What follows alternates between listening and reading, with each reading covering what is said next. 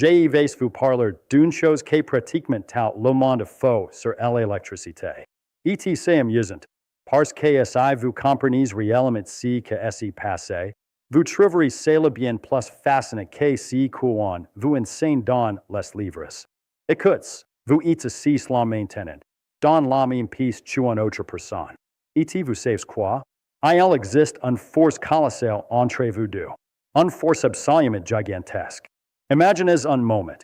Etc n'est pas de la poésie. C'est vrai. Si chacun d'entre vous avait juste 1% plus d'électrons que de protons, la force repulsive entre vous serait suffisamment puissante pour soulever le mont Everest. C'est extraordinaire, non? Non. Attendez, CN serait même pas suffisant. Ce serait suffisant pour soulever la Terre elle-même. Tout la Terre. Voilà la puissance de cette force électrique. Alors pourquoi en sentez-vous rien? Pourquoi en êtes-vous pas repoussé? Eh bien, c'est parce que tout est parfaitement équilibré. Etc là que s'y trouvé le secret que presque personne n'y comprend vraiment. La matière, si est dire tout autour de vous, votre corps, ma main, cette chaise, est un mélange incroyablement équilibré de charges positives et négatives. Positif et négatif. Liés ensemble. Que est un mutuellement. Et vous connaissez si comment cet équilibre? Ce qui empêche les électrons négatifs d'être simplement attirés dans le noyau positif? Beaucoup de gens pensent que c'est juste un type d'orbite, comme les planètes autour du Soleil. Mais ce n'est pas le cas. C'est la mécanique quantique. C'est l'incertitude. Si vous essayez de confiner un électron trace près du noyau positif, alors selon le principe d'incertitude de Heisenberg, il doit avoir une certaine quantité de momentum. Etc momentum le maintient en mouvement. C'est ce mouvement, exige par les lois de la mécanique quantique, qui empêche les électrons d'être simplement engloutis par les protons. Maintenant, parlons de ce que tout le monde faut sur l'électricité. La première chose est celle-ci. La plupart des gens pensent que l'électricité c'est juste un courant d'électrons qui coule dans un fil. C'est vrai, techniquement, mais ce n'est pas la vraie histoire. Ce n'est pas ce qui s'est passé réellement. Quand vous connectez une lampe à une batterie, vous pensez peut-être que une batterie envoie les électrons à travers le fil, d'accord? Et que ces électrons traversent la lampe et la font briller?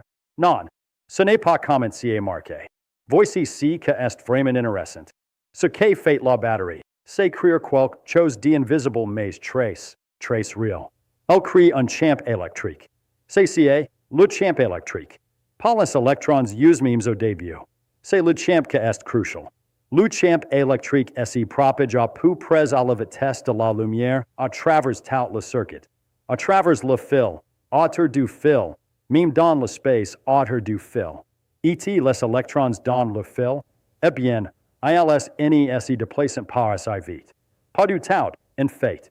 Si vous mesurez réellement la vitesse d'un électron dans un fil de cuivre, vous découvrez qu'il se déplace à quelque chose comme 1 cm par seconde. C'est incroyablement lent. Vous pourrez presque le regarder bouger. Presque. Alors comment la lumière peut-elle s'allumer instantanément quand vous appuyez sur l'interrupteur? C'est parce que ce n'est pas les électrons qui font de la lumière en premier lieu.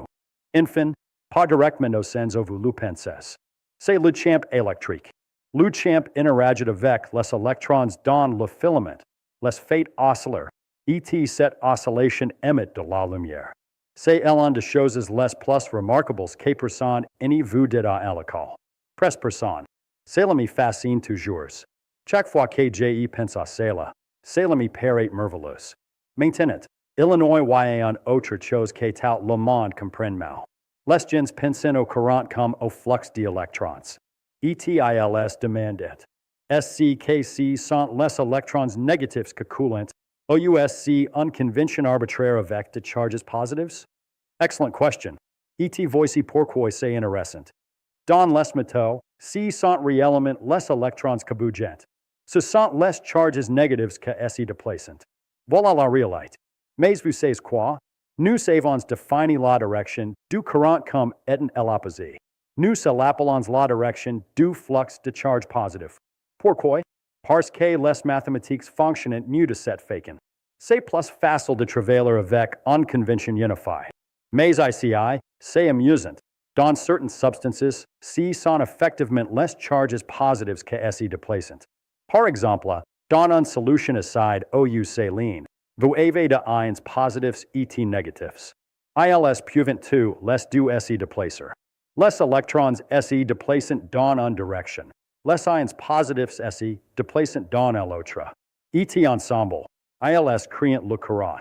Et le courant total peut être dans n'importe quelle direction si l'on sait que si déplace le plus rapidement.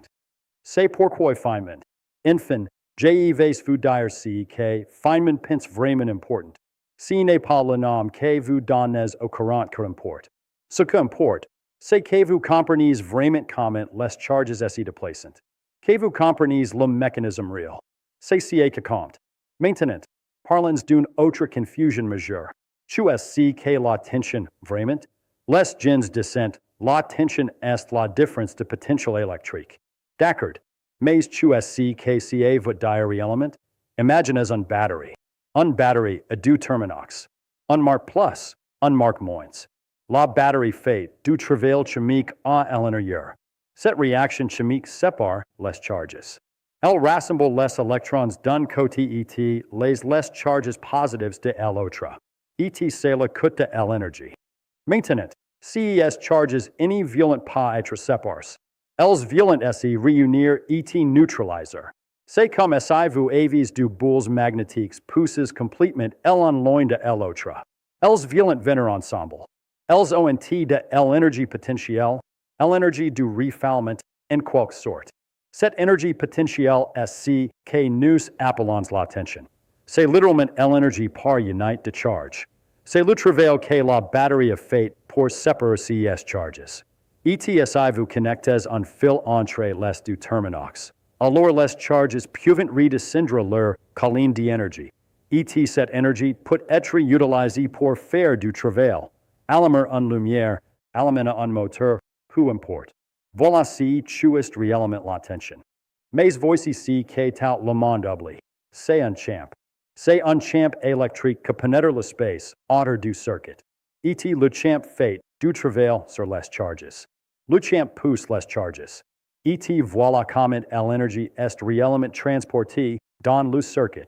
Ce n'est pas que les électrons transportent toute l'énergie à eux seuls. Non, c'est le champ. L'énergie est contenue dans le champ électrique et magnétique autour du fil. C'est extraordinaire. Maintenant, parlons de la résistance. La résistance. La plupart des gens pensent que la résistance est juste une mesure de à quel point le fil est exposé au flux de courant. Comme est-il y avait une sorte de frottement. Et ils ont raison. En un sens, mais ce n'est pas un frottement physique du tout. Voici ce que s'est passé réellement. Vous avez un matériau, d'accord? Du cuivre, par exemple. Et vous avez des électrons libres qui peuvent se déplacer. Mais le matériau est aussi rempli d'ions positifs. Les noyaux d'atomes avec leurs électrons internes. CDS ions vibrant.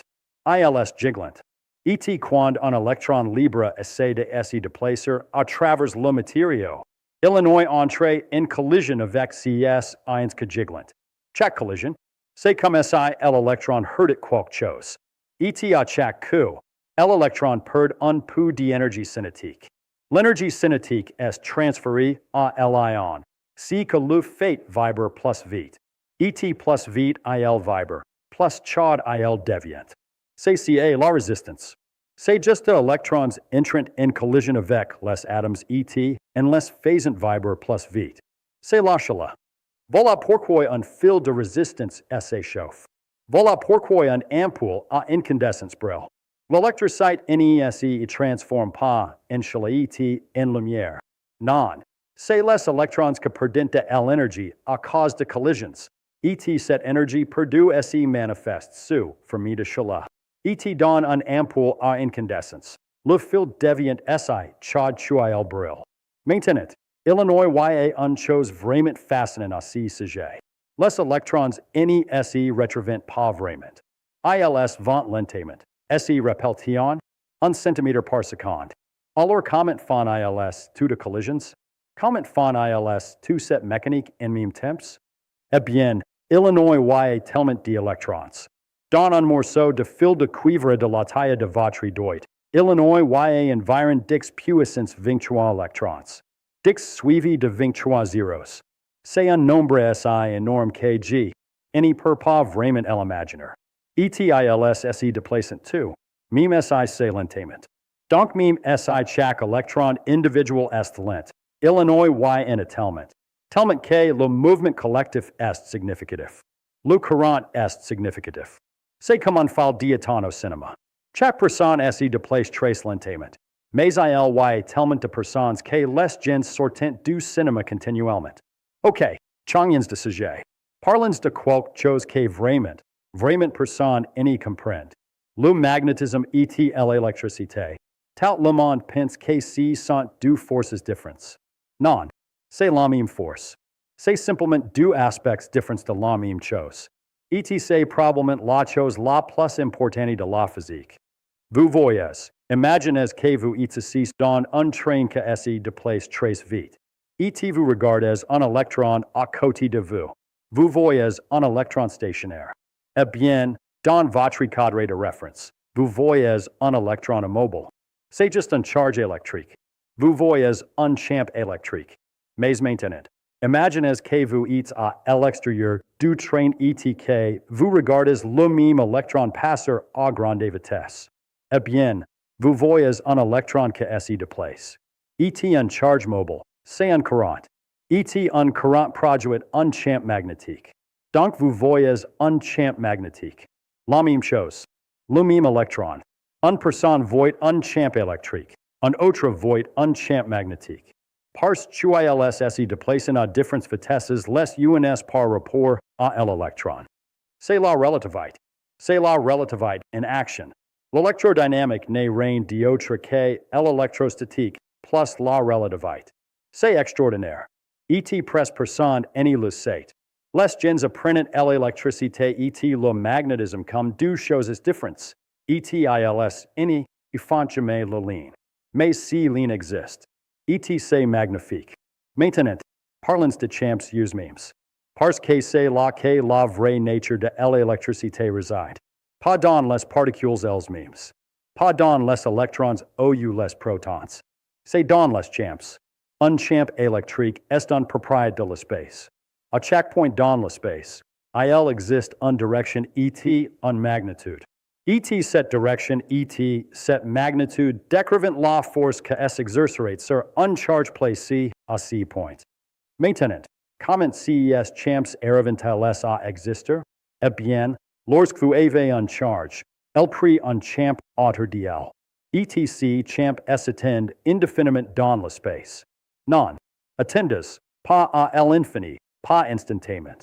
Le champ se propage à la vitesse de la lumière. C'est extraordinaire. Si je suis assis ICIET, que j'accélère sédiment un charge, peut-être je la secoue rapidement. Alors un signal se propage vers l'extérieur à la vitesse de la lumière. ETC signal c'est une onde. C'est une perturbation du champ électrique et magnétique. Et cette onde, c'est la lumière. Voilà ce que c'est réellement. La lumière n'est rien de plus qu'une onde. Une perturbation dans le champ électromagnétique. Et tout ce que vous permet de voir. Tout ce que vous voyez en ce moment. Ces images entrant dans vos yeux. C'est un bombardement constant de ces petites perturbations du champ électromagnétique. Pensez-y un moment. Vous êtes assis dans une pièce. Et il y a lumière partout. Il y a de ondes électromagnétiques rebondissant sur chaque objet, ricochant. Se croisant les uns les autres. C'est un gâchis incroyable. Un gâchis absolument incroyable de vagues. Et votre œil, si petit trou noir pile la pupille, captured just une infime fraction de ces gâchis. Une petite tranche. Et de cette petite tranche, votre cerveau reconstruit une image de votre environnement intérieur. C'est l'un des mystères de la nature que j'ai n'ai jamais vraiment compris. Comment peut-il faire ci? Comment votre cerveau peut-il prendre si torrent de perturbations du champ électromagnétique et construire cette image cohérente dans votre esprit? C'est magique. Et vous ne pouvez pas vraiment comprendre cela complètement. Maintenant, je vais vous parler d'une autre confusion. Beaucoup de gens pensent que l'électricité, comme l'eau, est une source quelle part que poussent les électrons. Comment do? Et vous coupez l'outil, les électrons s'échappent simplement. C'est faux, complètement faux. Les électrons ne disparaissent pas. Il n'y a aucune source infinie d'électrons que coulent dans une direction. Non, voici ici que c'est passé réellement. Dans un circuit ferme. Etc. la Cleveland, Illinois doit être ferme.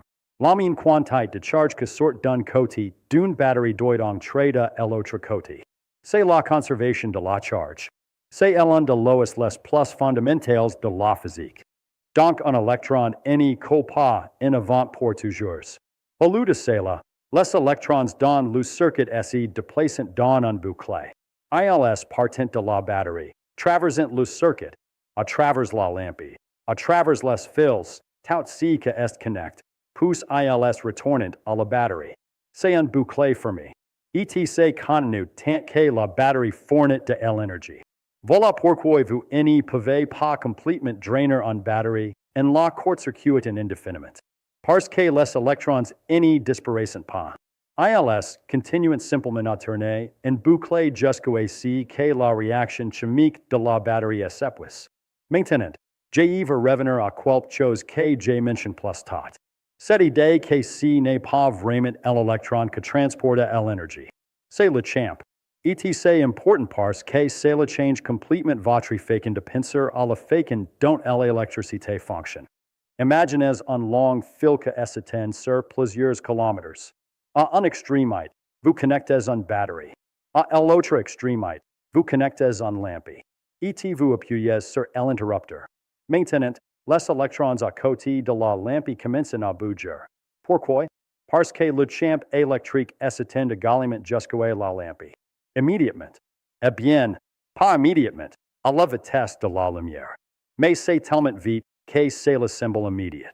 Et c'est le champ qui fait bouger les électrons. Et d'où vient l'énergie qui allume la lampe? Eh bien, une partie vient de électrons qui se déplacent dans les fils jusqu'à la lampe. Mais la plupart, la majorité, vient de l'énergie stockée dans le champ électromagnétique qui entoure les fils. C'est étrange, non? L'énergie ne coule pas à travers le fil. L'énergie coule autour du fil. À travers l'espace autour du fil. C'est l'une des choses les plus contre-intuitives en physique, et presque personne ne le sait. Pointing, c'est un physicien, il a découvert cela. Il y a une chose appelée le vecteur pointing qui décrit le flux d'énergie électromagnétique. Et vous le calculez pour un simple circuit avec une batterie et une lampe. Vous découvrez que l'énergie coule autour du circuit, à travers l'espace, pas à travers les fils. C'est merveilleux. C'est magnifique. Et c'est l'une des raisons pour lesquelles l'électromagnétisme est si intéressant. Parce qu'il ne comporte pas du tout comme vous y attendez. Bon, parlons un peu de supraconductivité. Parce que c'est une manifestation vraiment intéressante de ce qui s'est passé à l'intérieur de la matière quand on la refroidit extrêmement. À température ordinaire, les électrons dans un métal entrent en collision avec les ions qui vibrent. Et c'est ce qui cause la résistance. Mais si vous refroidissez le métal à de températures extrêmement basses, près du zéro absolu, quelque chose de remarquable s'y produit. Les vibrations thermiques de ions ralentissent.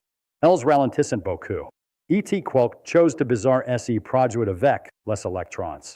Ils commencent à s'y coupler ensemble. Deux électrons s'y retrouvent et agissent comme un unite.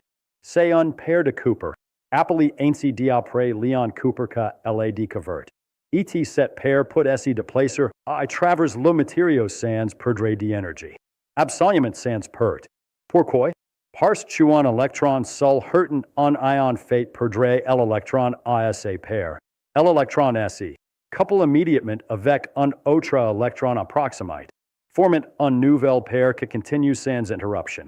C'est comme un système parfaitement organisé, aux les perturbations sans constamment compensées. Et vous savez si qu'un résulte? Vous pouvez avoir un courant circulant dans un boucle superconductrice pour toujours. Pour toujours. Sans batterie. Sans aucune source d'énergie. Just le courant continue. Et continue. Et continue. C'est le plus bel exemple de la conservation de l'énergie que j'ai connaisse. Maintenant, je veux parler d'une dernière chose que tout le monde comprend mal. Le concept de circuit électrique. Les gens pensent qu'un circuit est simplement un boucle de fils avec une batterie et une lampe. Et techniquement, c'est vrai. Mais si que les gens n'y réalisent pas, c'est que le circuit n'est pas juste le fil.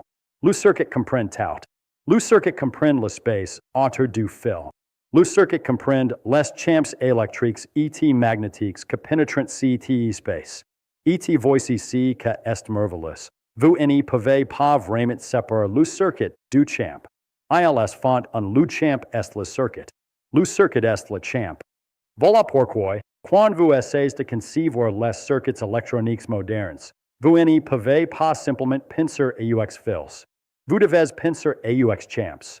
Vous devez penser à comment les champs interagissent. Vous devez penser à la façon dont les vagues s'y propagent. Et c'est pourquoi en hautes fréquences, quand vous avez des signaux très rapides, les choses deviennent bizarres et inattendues.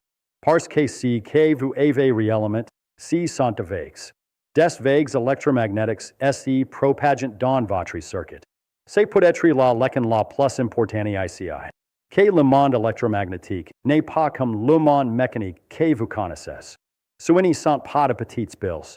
Ce ne sont pas de petites choses que bougent d'ici à là. C'est des champs. C'est des vagues. C'est la propagation de perturbations dans une structure sous-jacente. Et une fois que vous commencez à voir le monde de cette façon, pas comme de particules, mais comme de champs et de vagues, alors l'électricité commence enfin à avoir un sens. Pas un sens complètement, bien sûr. La mécanique quantique ajoute une couche supplémentaire de complexité. Mais au moins vous voyez la structure générale. Vous voyez si que s'y passe vraiment. Et voilà, à mon avis, si que est profondément mal compris. Pas les équations. Les équations vous pouvez les mémoriser. N'importe que peut mémoriser les équations de Maxwell. Mais de vraiment comprendre si que ces équations décrivent. Comment les champs évoluent. Comment ils créent des forces. Comment ils transportent l'énergie. C'est la demande un changement fondamental dans la façon dont vous pensez à la réalité. La nature n'est pas faite de petites choses que bougent. C'est de champs que ondulent. Des champs invisibles mais très réels. Et c'est les interactions de ces champs que créent tout ce que vous voyez. Tout ce que vous sentez. Tout ce que vous expérimentez. Et c'est pourquoi j'ai dit que presque tout le monde faux sur l'électricité. Parce que les gens pensent qu'ils savent ce que c'est. Mais ils n'ont jamais réellement pensé à ce que s'y passe réellement. À la façon dont c'est la fonction vraiment. Et si vous pouvez comprendre vraiment, profondément, viscéralement comprendre que votre univers est rempli de ces champs invisibles. Que c'est que tiennent littéralement ensemble chaque atome, chaque molécule, chaque objet. Alors peut-être que vous commencerez à voir la nature d'une manière un peu différente. Et c'est beau. C'est absolument beau. Et c'est ce qui me fascine à ce sujet. Merci d'y avoir écouté.